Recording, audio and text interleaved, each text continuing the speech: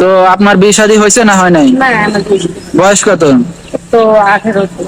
একবার যুবতী মেয়ে, বিয়ে শাদী এখনো হয় নাই। আমার বয়স তো আর কম হয়নি, আমি চাই যে ভালো একটা মতন মানুষ খুঁজতে। আমার তো বিয়ে করার জন্য, তাই না? বিয়ে তো একটা মানুষ লাগবে এখন। কারোর সাথে ভাইকে বিয়ে করতে। আচ্ছা, ভাইয়া করতে চান না, সরাসরি করতে চান? আচ্ছা, তো আপনার সাথে দর্শক কিভাবে যোগাযোগ করবে? আসসালামু আলাইকুম আপু, ওয়ালাইকুম আসসালাম। কেমন আছেন আপনি? তাহলে ভালো লাগছে, আপনি কেমন আছেন? আলহামদুলিল্লাহ, অনেক ভালো আছি। তো আপনার নাম কি? নদী। আচ্ছা, তো দর্শক আজকে আমাদের মাঝে আছে নদী। শুনবো তার জীবনের জানা অজানা কিছু গল্প। নদীর সাথে আপনারা যোগাযোগ করতে পারবেন।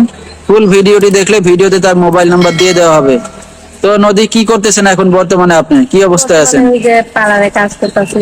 পার্লারে কাজ করেন? হ্যাঁ কাজ শেখা হয়েছে না করতেছেন কোনটা? হ্যাঁ, কাজ আছে, শিখে কাজ করতেছি। 230 টাকা দেয় প্রতিদিন।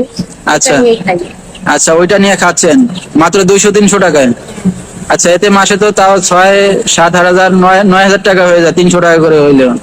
তা তো ভালোই কাজ কাম করতেছেন। তো মিডিয়ার সামনে আসলেন কি উদ্দেশ্য করে?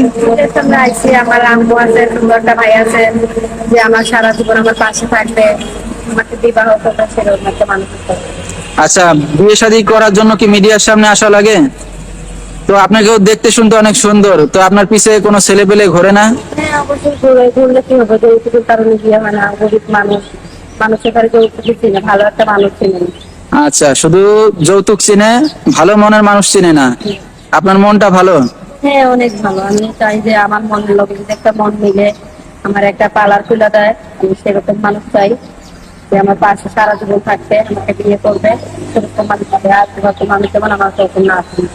আচ্ছা, তো আপনার সাথে দর্শক কিভাবে যোগাযোগ করবে? ফোনের মাধ্যমে। তো আমরা অনুষ্ঠানের শেষ পর্যায়ে, আপনার আর কিছু বলার আছে দর্শকদের উদ্দেশ্যে? নাই তো, সবাই তো ফোন দিবে আমাকে, মন খারাপ উদ্দেশ্যে তো কখন না ফোন দেয়, ভালো উদ্দেশ্যে তো ফোন দেয়। আচ্ছা, ঠিক আছে। তো দর্শক, আমরা শুনতেছিলাম নদীর জীবনের গল্প। তার বিস্তারিত জানতে হলে সরাসরি যোগাযোগ করবেন। ভিডিওতে তার মোবাইল নাম্বার দিয়ে দেওয়া হয়েছে। আজকের মতো এখানেই শেষ করছি। আল্লাহ হাফেজ।